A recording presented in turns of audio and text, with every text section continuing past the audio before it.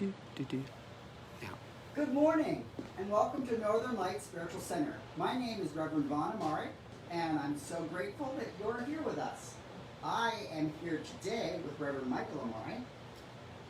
We acknowledge our presence here on the traditional and unceded lands of the first people of Seattle, the Duwamish and Coastal Salish peoples. These people are still here, and we join with them in how they continue to honor and bring to light their ancient heritage. We seek to resist the erasure of indigenous histories as we work towards honoring and inviting the truth.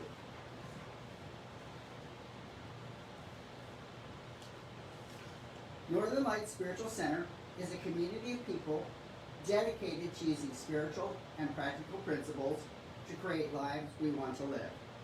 Northern Light Spiritual Center offers spiritual and practical tools to make positive changes in our lives. Please join me for our opening song, In This Very Room, by Ron and Carol Harris.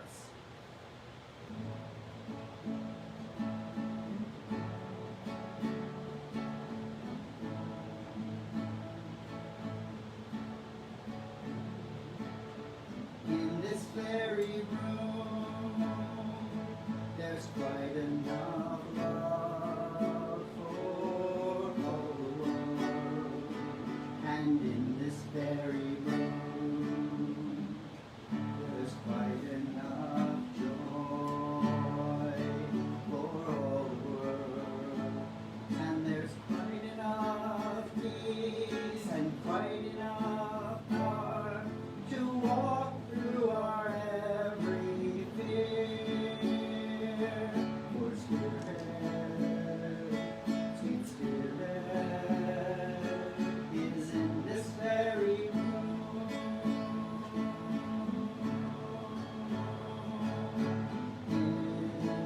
In this very room.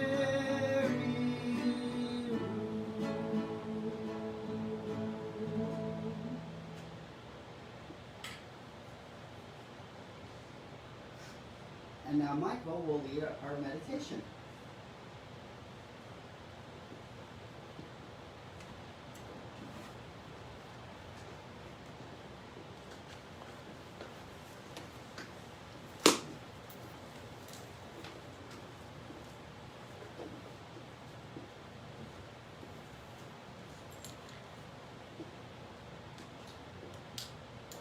Good morning.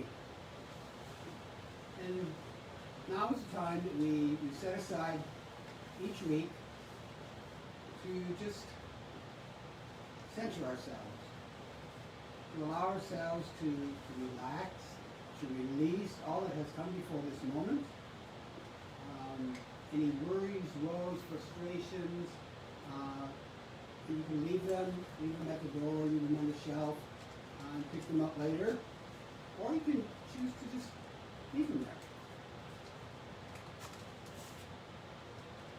And today, during this meditation, seeing it's Valentine's week, I'm inviting us to focus our energy on the heart,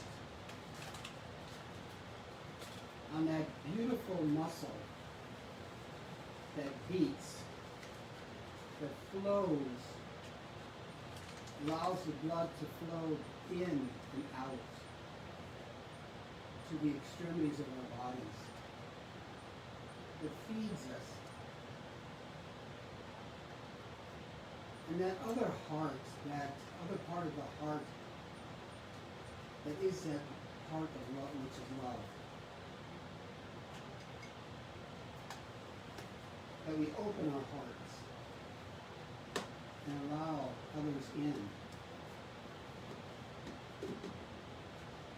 So I'm just inviting you now to take a couple nice deep breaths in and allow your diaphragm to expand as far as you can and then release. So let's breathe in and hold it and release. Let's go one more time. Deep breath in.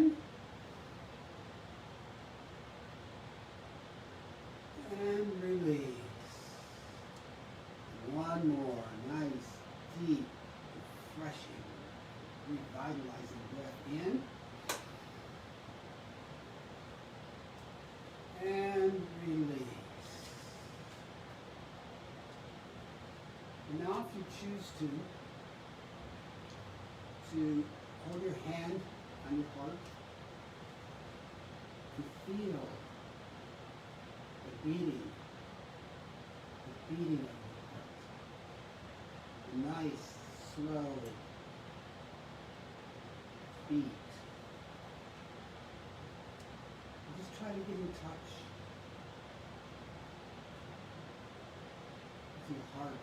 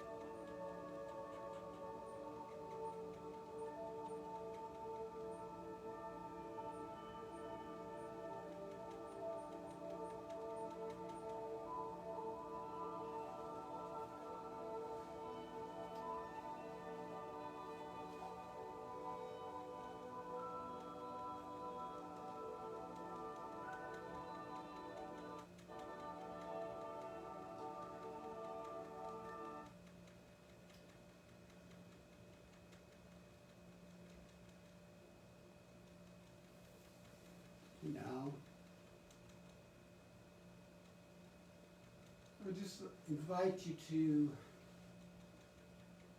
thank your heart.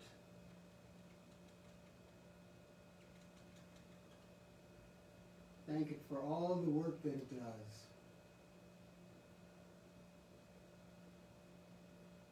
Thank it for allowing it to be broken open so that it might expand to allow up more things and more people in.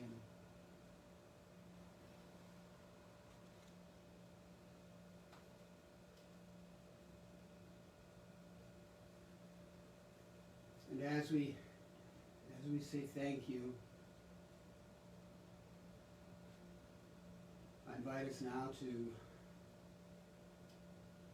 wiggle our toes and fingers and welcome ourselves back to your space, wherever you may be. And when you're ready, open your eyes. And so it is.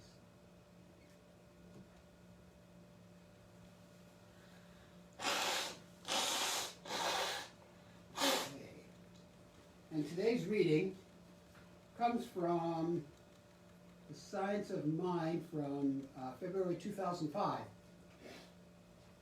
And the title of it is Food as God's Love.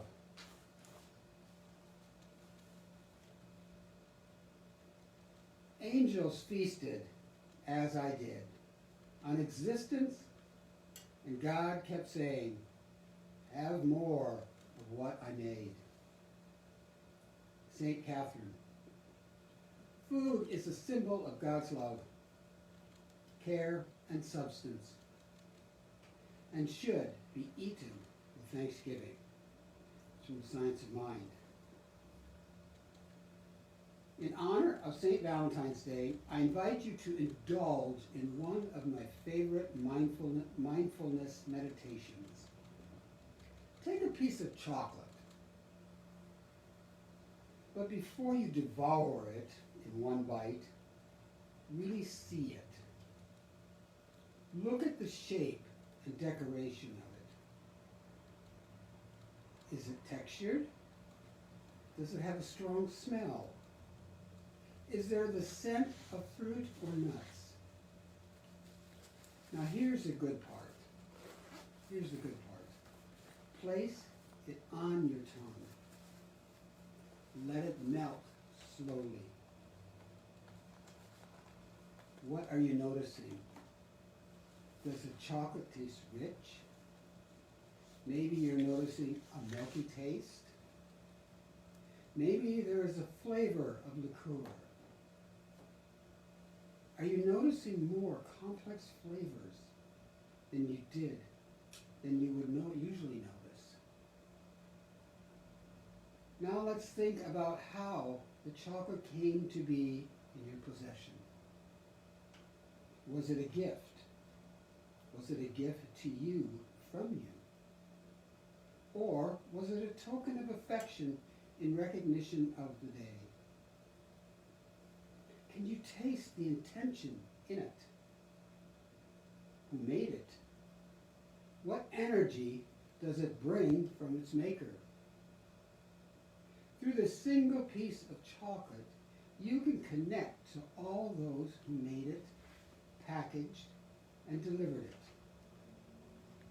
it. Imagine each one of those people blessed in the same love and pleasure that you are experiencing in this moment because of their efforts. In Christianity, devotees take communion following the belief that Christ's body is representative by the wafer.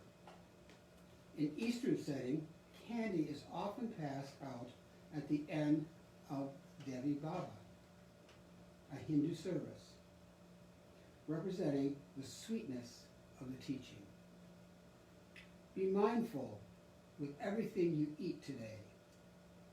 Pause and recognize the sacredness of the gift you are receiving. And the affirmation is, I accept the love care and sustenance of God through all the food I eat today. And so it is.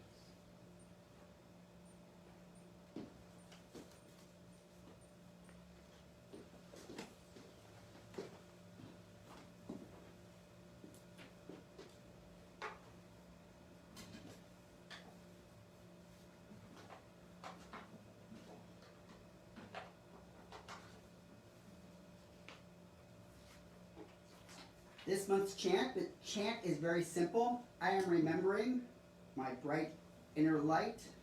I am remembering how Spirit and I are one. Remembering how Spirit is all that I am. And we're going to sing each of these through 2 times. And I'm trying to button my shirt here because the button was getting caught between the strings, which would create a problem.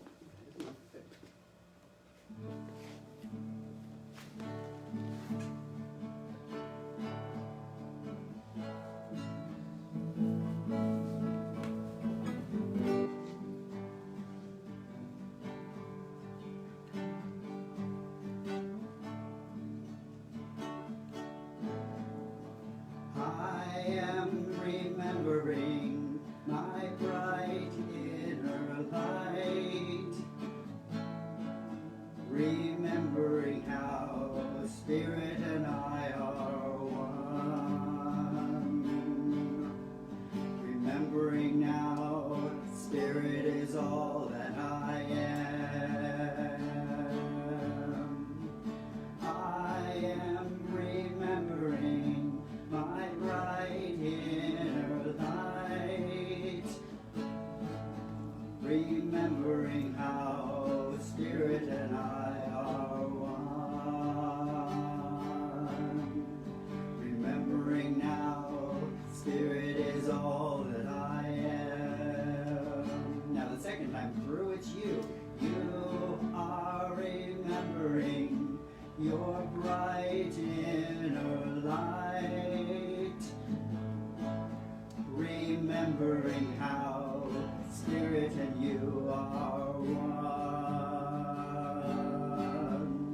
Remembering now Spirit is all that you are.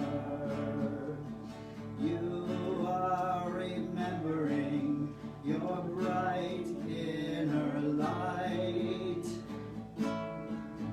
remembering how Spirit and you are one. Remembering now Spirit is all that you are. Now we are remembering our bright inner light, remembering how Spirit and we are one. Remembering now Spirit is all that we are.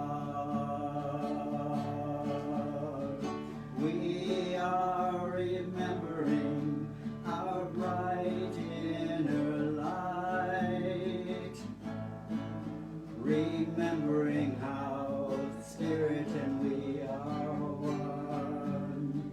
Remembering now Spirit is all that we are. And then we come back to I. I am remembering my bright inner light, remembering how Spirit and I are one. Remembering now Spirit is all that I am.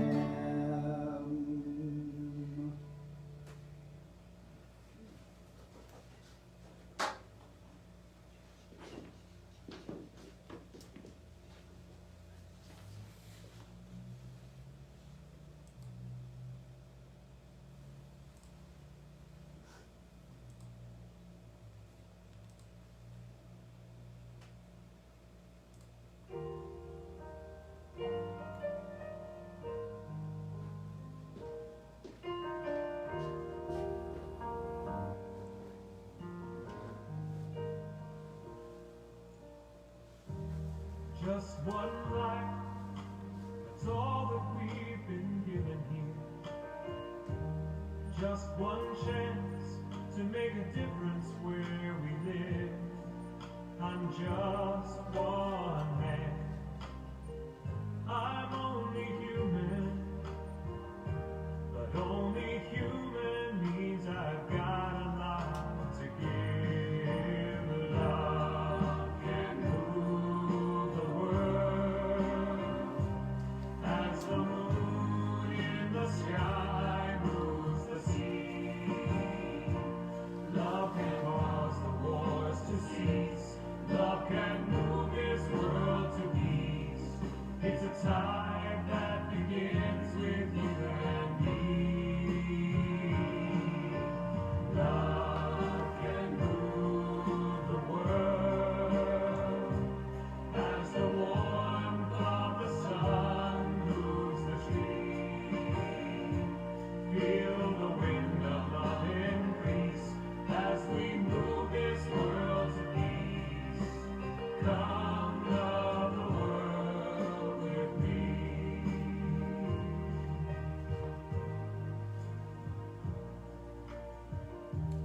Look around, there's someone hurting near you. Look around, there's something you can do. Look within you and find your spirit to change the world. There's got to be a change in you. Love can move the world as the moon in the sky moves the sea. Love can cause the wars to cease. Love can move this world to peace. It's a time that begins with you and me. Love can move the world as the warmth of the sun moves the tree. Feel the wind of love increase as we move this world to peace. Come love the world with me. Love can move the world as the moon in the sky moves the sea. Love can cause the wars to cease. Love can move this world to peace. It's a time that begins with you and me. Oh, love can move the world as the warmth of the sun moves the tree. Feel the wind of love increase as we move this world to peace. Come love the world with me. Come love the world with me.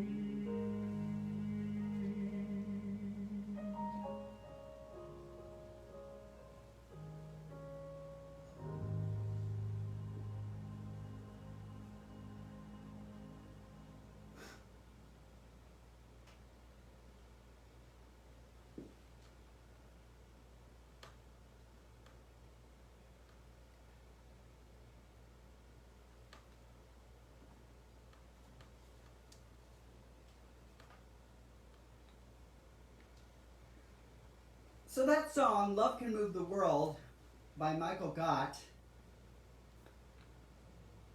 is how I wanted us to kind of establish our roots for today's talk. Tomorrow will be February 14th, and it will be Valentine's Day. Today is what many people in the U.S. refer to as Super Bowl Sunday. So I am having us engage in a practice that the founding minister, Reverend Pamela Grace, established called Dim Sum Sunday. So I'm going to be having us have some different tastes, just like Michael had us imagine with the reading, the taste of the chocolate, putting the chocolate on the tongue and not just simply putting it in our mouths and chewing it down, chopping it down. This is a chance to be a little bit more reflective, a little bit more intentional and deliberate. I'm going to start with a story. And I don't imagine that most of you have heard it. If you've heard it, then raise your hand and let me know, and I'll let you share it. So in this story, two Zen monks were getting ready to cross a river. At the bank, they met a young, beautiful woman who also wanted to cross the river, but she was afraid. She was afraid of what would happen. One of the monks simply put her on his shoulders and carried her to the other side. Now the other monk was furious, boiling inside. He said nothing about this, even though he just could not let go of the fact that this was a forbidden practice, that as a Zen monk, they had committed to never touching a woman.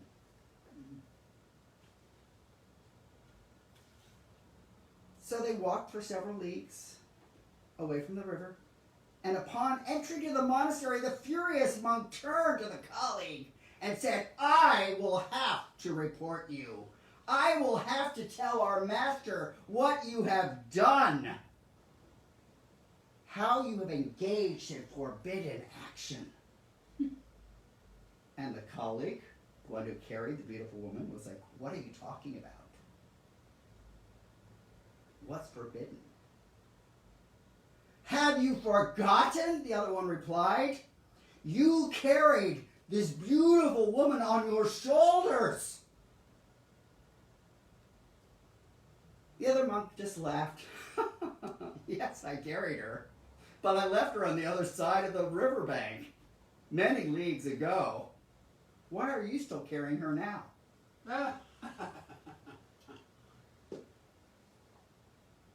What feelings do we allow to take hold of us? What do we let settle into our hearts? So with today's talk, I'm going to invite us to consider ways to let go of what does not serve us and to choose to embrace what might serve us. Like that monk, I can get very caught up in what I perceive as wrongdoing all around me. As we are coming to Super Bowl Sunday, there's a particular player who got voted as the most valuable. And the player's name was... Or was the Green Bay quarterback? Yeah, the Green Bay quarterback. And one of the things that was that concerned people is this Green Bay quarterback had been very dodgy about the fact that he had claimed that he had gotten vaccinated and that he had followed what was prescribed to engage safely with other teams and with his teammates and with his fans. But in fact, he hadn't done anything, so he got sick and he ended up exposing people. And yet this one is the one that's being characterized as the most valuable player. On Facebook, somebody made the comment that Colin Kaepernick was forced to leave the play, was forced to not play anymore because he had the courage to kneel during the national anthems rather than to stand with his hand on his heart. Because for him, that kneeling was a way to memorialize the ongoing brutality that has persisted against people of African origin since 1619, when the first slave ship arrived. and it first became all right to sell people into slavery. Aaron Rodgers. Aaron Rodgers, I'm being told, is the person that was identified. It's the MVP. MVP. I'm drawing this distinction between Aaron Rodgers and Colin Kaepernick because we can all have in our minds what it is that inspires us and what it is that drives us crazy. And my own personal bias is that I'm gonna uphold Colin Kaepernick as the kind of person that I want to strive towards being. That I want to strive to be a courageous person who can stand up to injustice or kneel down to mark the presence of injustice. In fact, his inspiration is something that for several years before the pandemic closed down schools, I made a point if I was in any classroom during the Pledge of Allegiance, I would kneel. I would get on my knees rather than stand with my hand on my heart.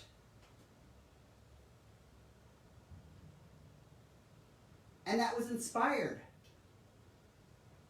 by Colin Kaepernick.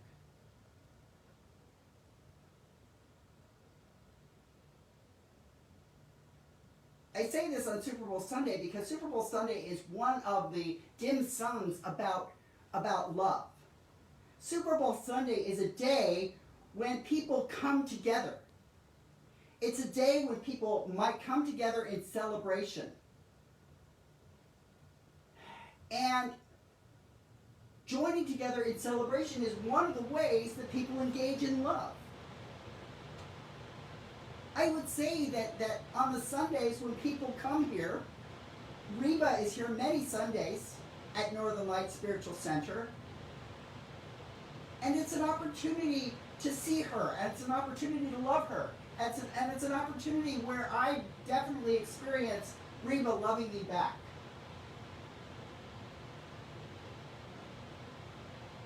It's a place that I know that Phyllis is very deliberate. She could have everything going on, but she's going to really give it her all to get online and to be present. And the times that she can't do it, then she goes to YouTube, and then she applies the YouTube over to family members that she believes might be impacted by what we have to share. Stephanie has attended Northern Lights Spiritual Center from the one little place in her house that was the starting point for her claiming her space. And since that, she has done so much work so that more and more of that house is reflective of who Stephanie is.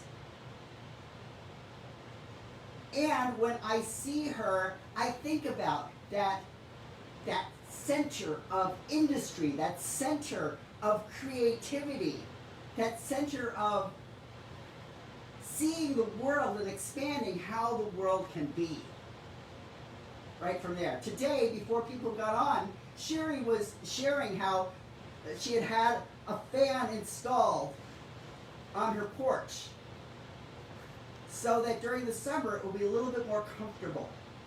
We at Northern Lights Spiritual Center have a practice of coming together.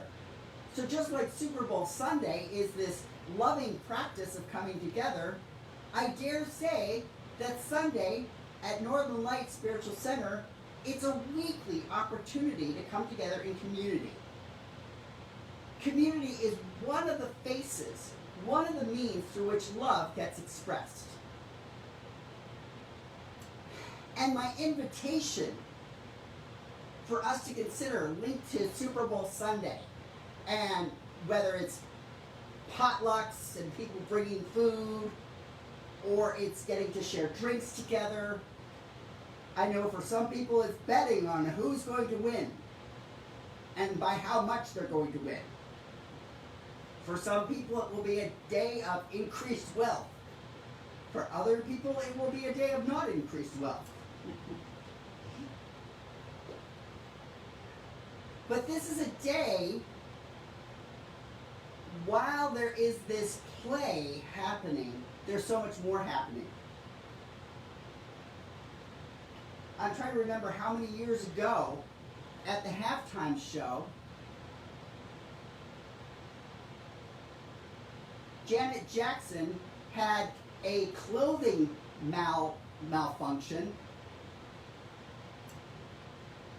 and she literally got crucified for this. She literally received just so much hate, so much, like she would deliberately have her costume malfunction. We watched a program about Janet Jackson, and she grew up from a very Christian family where, you know, you didn't do that sort of thing. So it wasn't something that she planned, and yet so many Christian people were like, look at her destroying the values of our country. They're perfectly happy to decry Janet Jackson having an accident with her costume, while at the same time they're perfectly blithe and happy to mention nothing about all of the people that get killed with gun violence. Sandy Hook Elementary School, the first kind of big time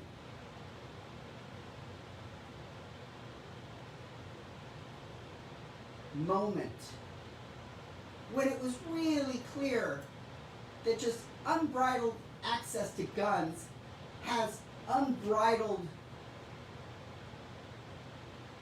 detrimental effects. But that group that was all about decrying Janet Jackson's horrific costume malfunction doesn't have a word to say. In fact, it's the whole notion of, you know, it's people that kill people. It's not guns that kill people. But it's a simplistic, in my mind, response because it's people with guns. It's people with guns who kill people. It isn't just the guns are sitting around saying, I'm going to kill. And yet that's what we're led to believe from that kind of language.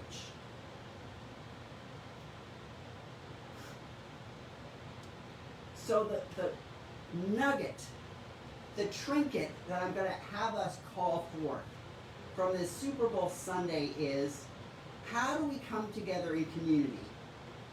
How do we find people in our community who inspire us? For me, it's Colin Kaepernick. And I am going to ask, what is it that I can do? How is it that I can live? How is it that I can play in my life in a way that brings about more justice? In a way that brings about more love? In a way that's more deliberate?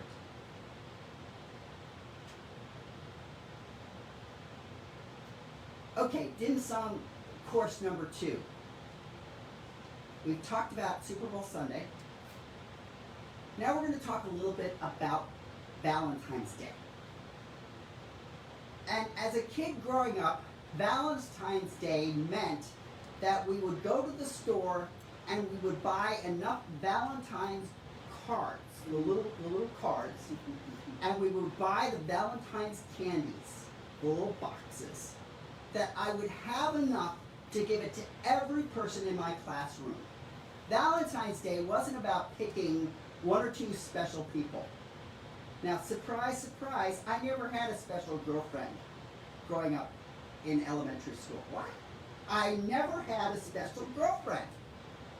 In fact, there should have been suspicion about me because when I was in kindergarten, the teacher commented to my family about how I spent a lot of time running after the boys to kiss them. Again, I say there should have been a little bit more scratching of the head, wondering, what was it? Why was it that the boys were so interesting to kiss, but not really the girls? I think most of you kind of have a clue. Most of you who are here have a clue that I just wasn't all that interested in girls. I could certainly talk to girls about their clothing. I could talk to them about their choices, about their fashion. We had many more shared interests than I did with many of the boys. But the boys were the ones that I thought were really cute. And by a pretty young age, I learned to not talk about that. So, we had all of these Valentines, and the point was that it was to be able to share that this was a day to celebrate that love lived in the world, and that love was something that could be celebrated, and fondness could be conveyed to every member of my class. Now granted, there were some people in my class that I just liked more than others. There were some people in my class that I hung out with more than others. But the notion was to celebrate this day with everyone. Michael was reading something on Facebook the other day that when one of the St. Valentines was marrying couples, and it was a radical action because when they were married, it meant that these certain men didn't have to go off to war. And the Roman Empire was none too happy with the fact that these men were being basically given a free pass on having to be soldiers because now they were married. So rather than changing the law, they just arrested St. Valentine because he was marrying folks. When Valentine's Day got created, who knew that this would be a day for card companies? Who knew that this would be a day for chocolatiers? Who knew that this would be a day for special restaurant meals and deals? That steak companies could have specials to send out special food.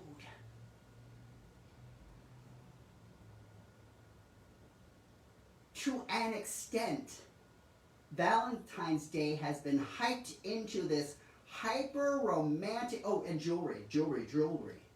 It's been hyped into this hyper-romantic that this is how a man shows his love to a woman. And it's frequently going to involve giving her a diamond. And if the diamond is good enough, she will be happy with the man.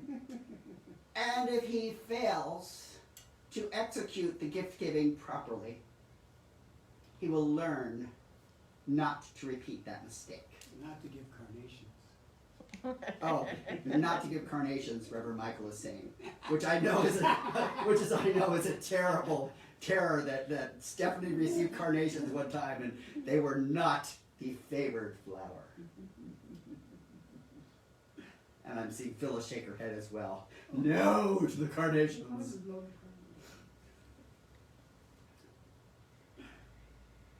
In this shift of Valentine's Day, this hyper-romantic notion, we really lose the core of Valentine's Day, which is about expressing love, which is really about going back to that elementary school experience of just saying there is one day where I'm just going to acknowledge everybody. And I'm going to give candy to everybody. I am going to change for this one day how I move through the world. What if we reclaim that? What if we reclaim that notion for this Valentine's Day? And what if we also say that we can make every day Valentine's Day in terms of appreciating everyone with whom we encounter? that those little candies, those little Valentines with their sentiments, that we could carry this sentimentality, this openness of heart on more days than simply Valentine's Day, but that we center it from that Valentine's Day.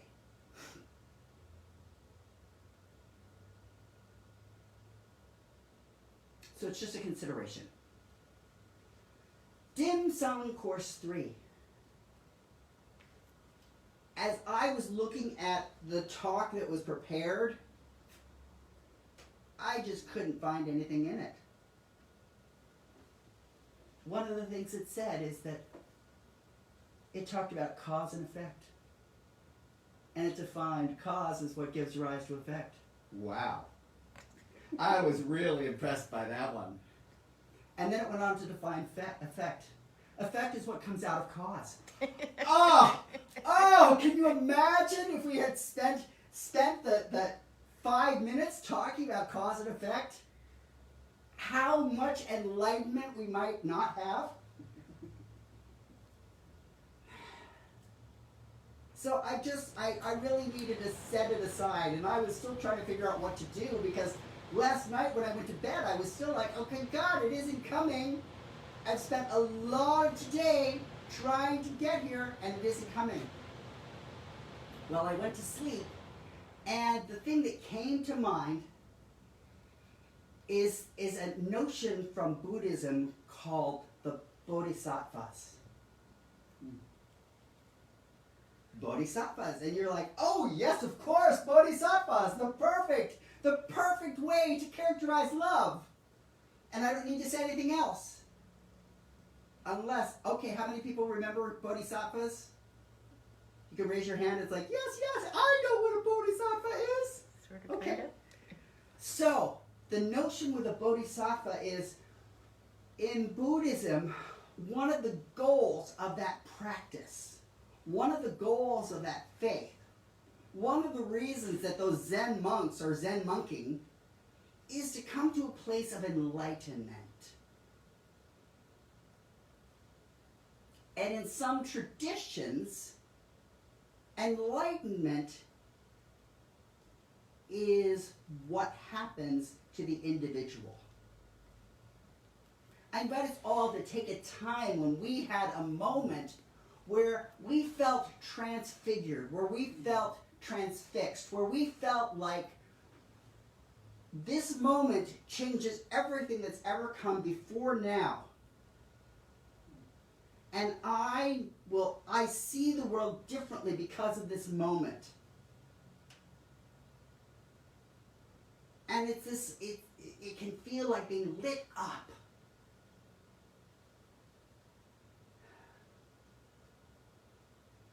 And for part of the Buddhist practices, it's like, how do we live our lives so that we come to that place where all that is mundane falls away, and there is just a sense of inner illumination, a sense of that oneness with the universe.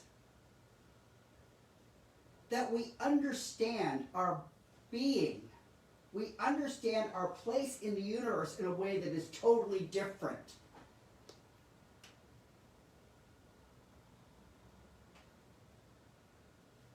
Now, when someone is a bodhisattva, the notion is that they don't just have their enlightenment and then go hang out on the top of a mountain and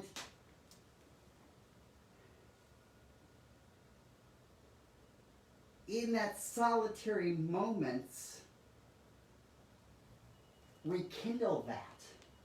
The bodhisattva is the person that comes back from that place of enlightenment and wants to bring it to all of creation. And again, in the Eastern Buddhist practice, it isn't that they're coming with a particular holy book and they're coming with particular holy rites And the plan is to inflict this on everyone that they encounter.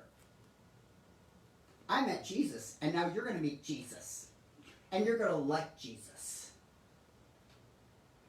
It isn't that kind of whole missionary approach. The Bodhisattva is about letting their enlightenment light up others.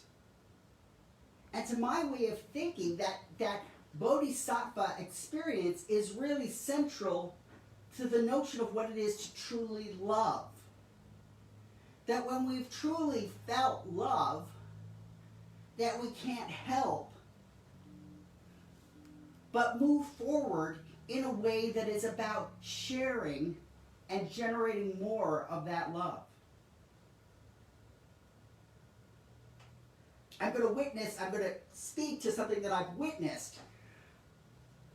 I know that Stephanie, I saw her being so beloved in the eyes of her mother and her father.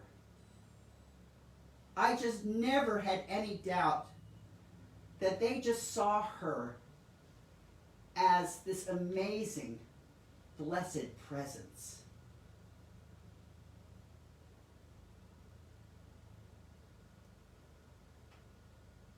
And it was always inspiring whenever she would when her parents were both alive and she would do the Sunday service. They would both be here. They would both come. And Stephanie was so sweet about it, because sometimes she would be talking and her dad just was like, he was on another page. But whatever page he was on, he clearly adored her. And as after her mother and father passed away, Stephanie still embodies what it is to be that beloved child of those two people. And she carries that forward as she is designing these clothes for little kids. She is recreating the scenarios where those parents are going to be looking at their kids and they're going to be like, oh, you are just the best. Oh, I adore you.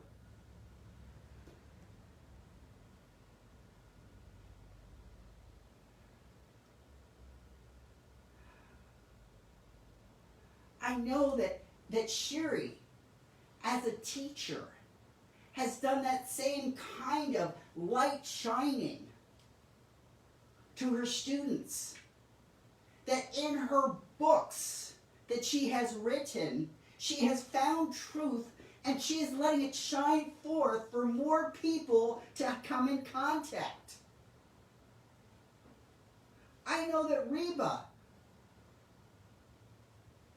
on the platforms where she participates, when people are just confused or don't know what to do or don't know what is right or what is wrong or what is, she spends time deliberately seeking out the truth, seeking out what can be said. And so Reba is bringing light.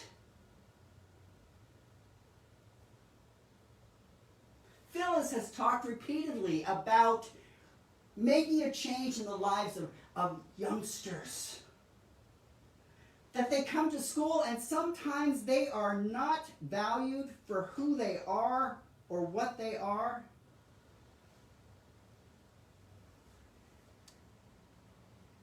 That she's made a difference and that she's gotten invited to people's homes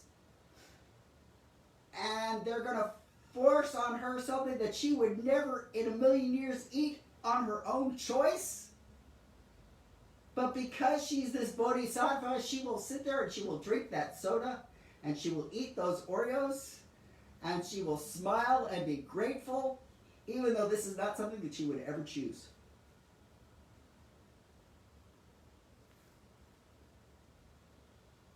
Michael is always a bodhisattva with me. I'm always leaving things lying around. I had a conversation with one of the people that I work with at school, and she was acknowledging how ADHD, how attention deficit hyperactive disordered her boyfriend is. He decided he wanted to get a dog, and he got this puppy that's going to grow to be 180 pounds. Oh, And, you know, with his ADHD, he's just like, look at his puppy, oh, you're so cute. His ADHD doesn't let him imagine that when that puppy is 180 to 200 pounds, the cute is going to be very different. And that how you engage with that cute really has to be very deliberate. That you can't just be kind of fly by the seat of your pants with a 180-pound dog. You have to be very intentional.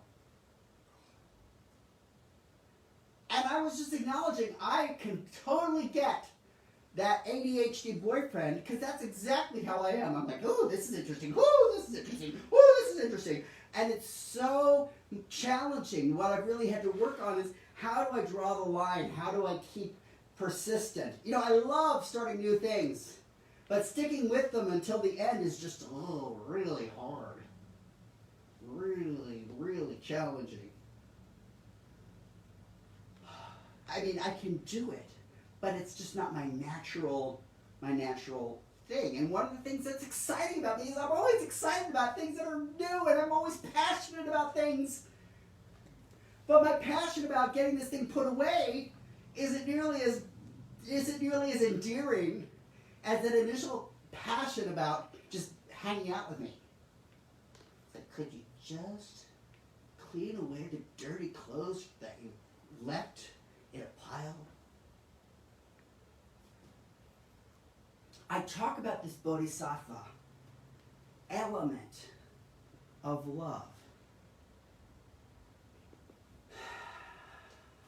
because my belief is that it's available to all of us. And I've called it out, I've named it out with some people here. And I invite people on Facebook or invite people for YouTube to think about the ways that you show up and that you keep bringing light.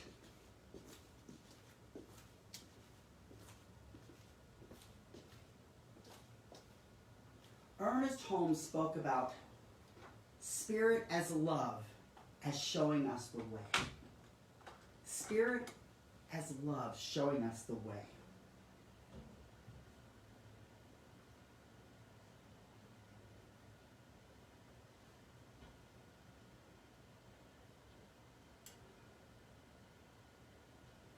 Different people respond to different ways that the divine shows up. I'm speaking to love now because of Valentine's Day. Because love is something that makes sense to me. I grew up and I really never had doubt about being loved. I know that that is a gift. I know that other people don't have that same affinity, that they don't have that same sense of being beloved and adored. For other people, they're quick tune in to the divine. They're quick tune in to spirit, maybe beauty.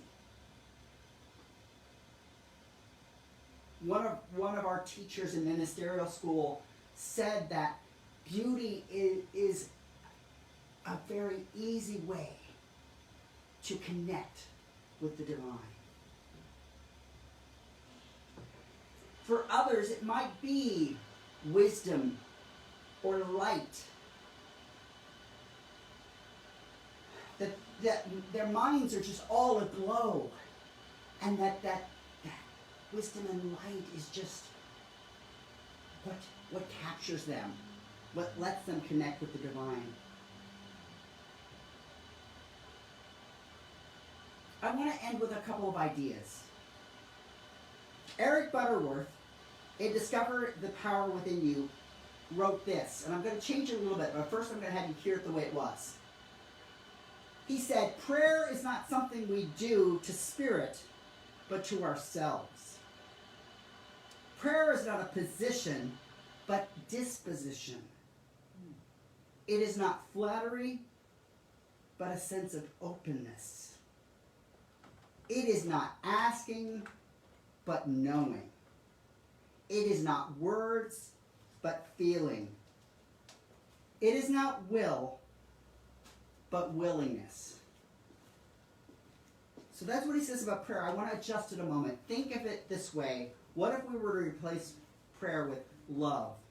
Love is not something we do to spirit, but to ourselves. Love is not position, but a disposition. Love is not flattery, but a sense of oneness. Love is not asking, but knowing. Love is not words, but feeling. It is not will, but willingness.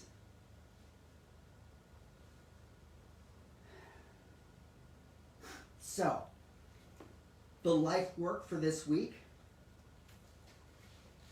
Consider the visions of our lives. Who it is we really want to be.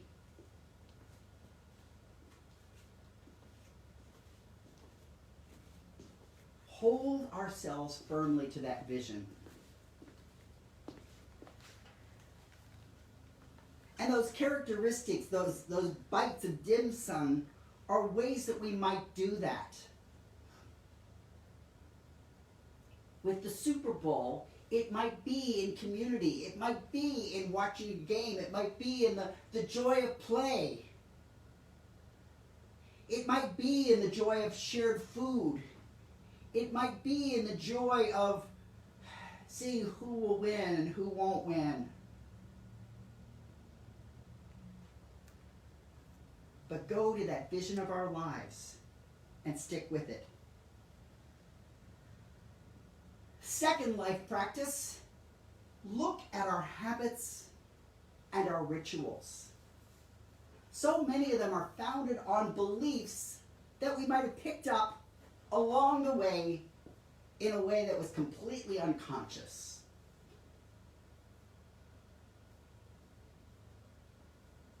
So look at those habits. Look at those rituals. Look at those things we are doing every day and really decide, is this what I want to do? So the habit of giving Valentines to everyone, yes, that is a habit I want to do.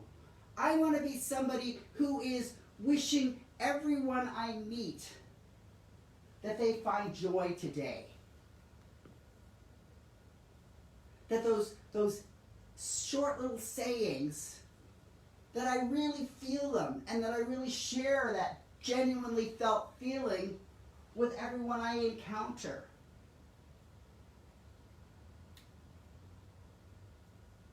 I think about the time when I worked at Super Supplements.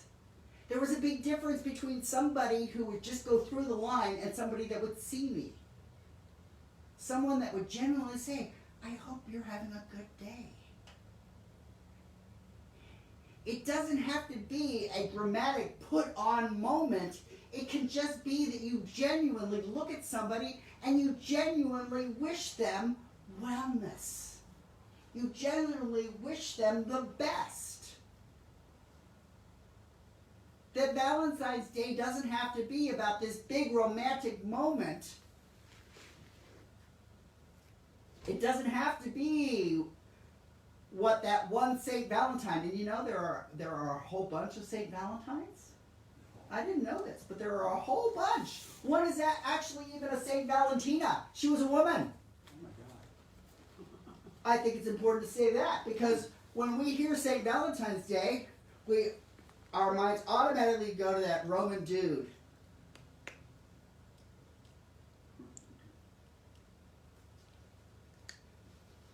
Who is engaging in non-violent action against the Roman government because he was marrying people. And he was making those men unavailable to be soldiers. It was an act of civil disobedience. And he got killed for it. The same way Colin Kaepernick's career as a quarterback got killed for kneeling down and saying the way our country treats black people is not honoring of what this nation said it would do and said it would be. Finally,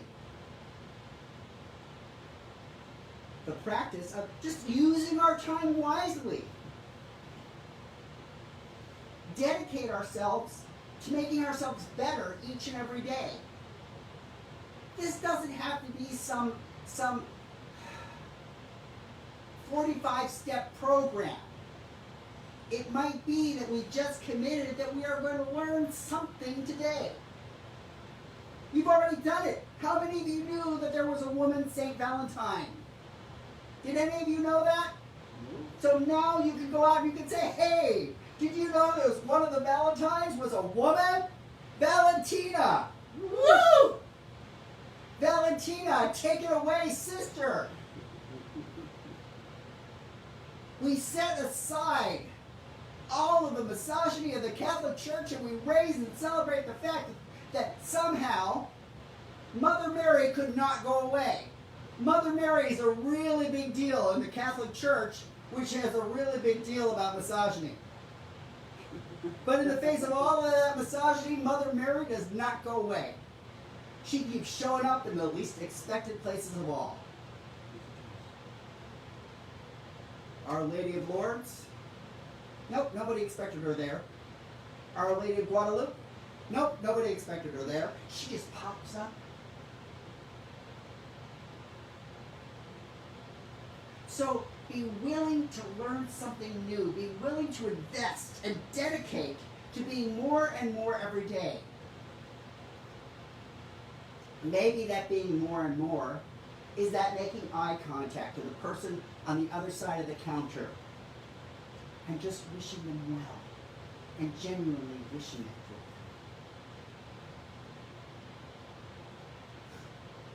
So I'll repeat to close today. I'm going to repeat that message from Eric Butterworth, that adapted message. Love is not something we do to someone else, but to ourselves. Love is not a position, but a disposition. Love is not flattery, but a sense of oneness. Love is not asking, but knowing. It is not words, but feeling. It is not will, but willingness. And so it is.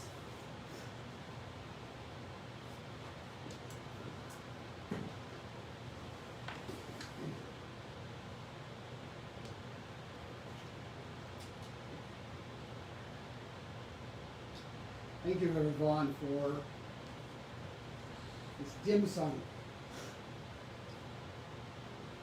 I know yesterday he was really challenged by doing today's talk. I was outside most of the afternoon working in the sunshine doing spiritual practice with my hands in the dirt, which was awesome. And that is a way of giving, giving to yourself. And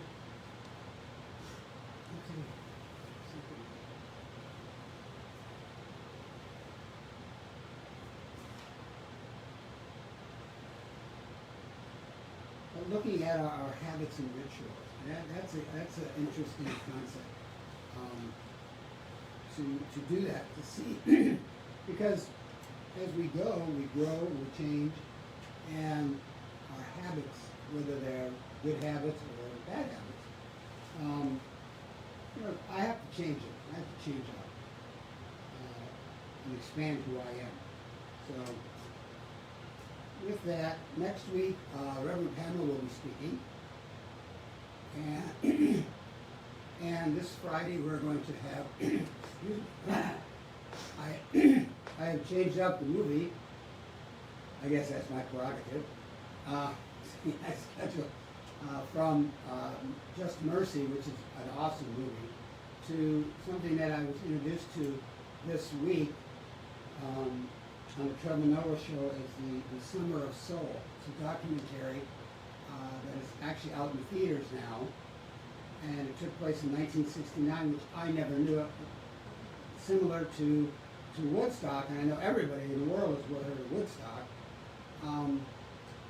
And I felt that I really wanted to share this, but unfortunately we can't share it through Zoom because it's a Disney Plus thing, and it won't go out. We just get a blank screen.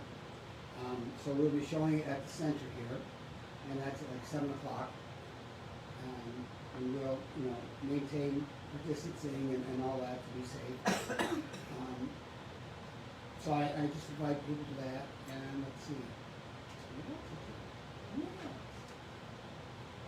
I just want to say thank you for Reverend Vaughan bringing back that memory of Valentine's Day as a kid, and doing that it was like a ritual with the little cards and candies and things, and which schools are not allowed to do these days. In a way, that's kind of sad. But I remember that. That's one of the happier memories I have of school. But thank you for that memory. So with that, I just want to thank everyone for being here in whatever way you are, and for being the Bodhisattva that you are, the person that you are in your life and the lives of others, and in the lives of this center. For it is because of you we are here. For all your support in whatever way you give it, for your presence, your love. And so, with that, I just want to send out a little Valentine to each and every one of you. A Valentine of love. A Valentine of kindness. To be kind. Be loving. Be compassionate. Be that Bodhisattva in all that you do, and allow your light to shine out and shine on, to fill up others. For you are a gift. And you are the gift to the world. And so with that, I will say, Ashe. Amen. Amen. And so it is. Thank you.